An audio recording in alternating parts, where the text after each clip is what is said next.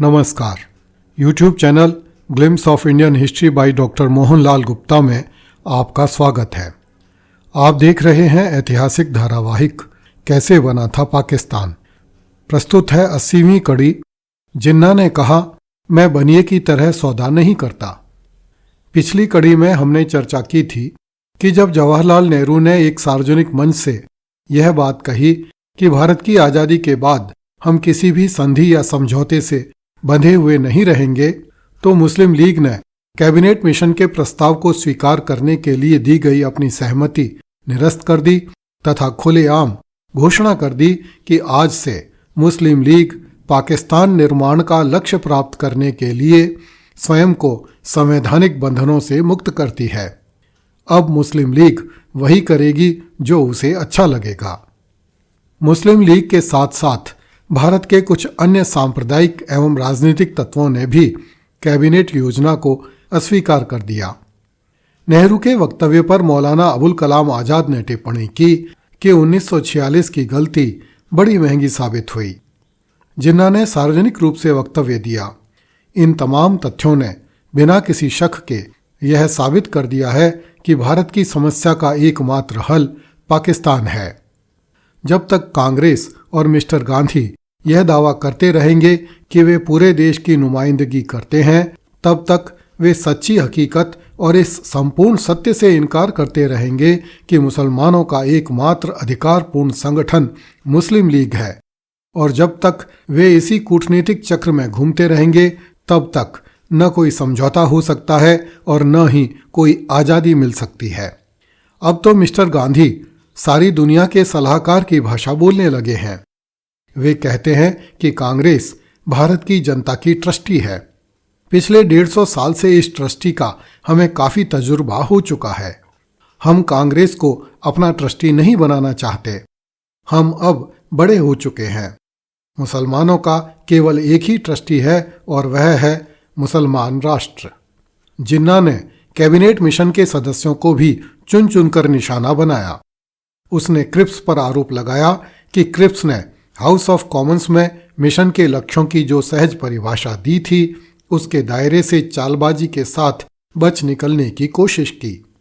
इसके लिए क्रिप्स ने शब्दों की बाजीगरी का सहारा लिया और ब्रिटिश सदन को गुमराह किया।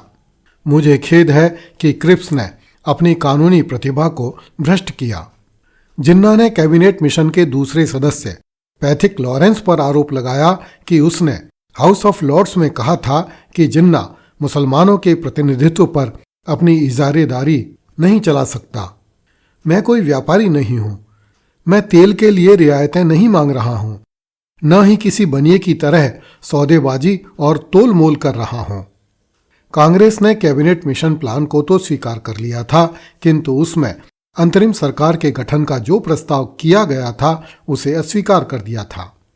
इसलिए मुस्लिम लीग ने दावा किया कि कांग्रेस को छोड़कर भारत की अंतरिम सरकार बनाई जाए, किंतु वायसराय ने देश की सबसे बड़ी पार्टी को छोड़कर अंतरिम सरकार बनाने से इनकार कर दिया।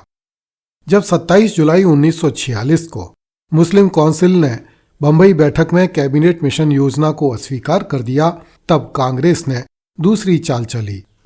कांग्रेस ने 8 अगस्त 1946 को कांग्रेस वर्किंग कमेटी की एक बैठक बुलाई तथा उसमें प्रस्ताव पारित किया कि कांग्रेस कैबिनेट मिशन की दीर्घकालिक योजना और अंतरिम सरकार योजना दोनों को पूरी तरह मानती है।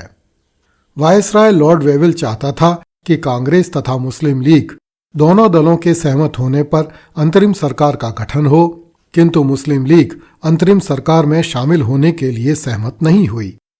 अगस्त 1946 में ब्रिटिश प्रधानमंत्री एटली ने वायसराय लॉर्ड वेविल को व्यक्तिगत तार भेजकर निर्देशित किया कि मुस्लिम लीग के बिना ही अंतरिम सरकार का गठन कर दिया जाए।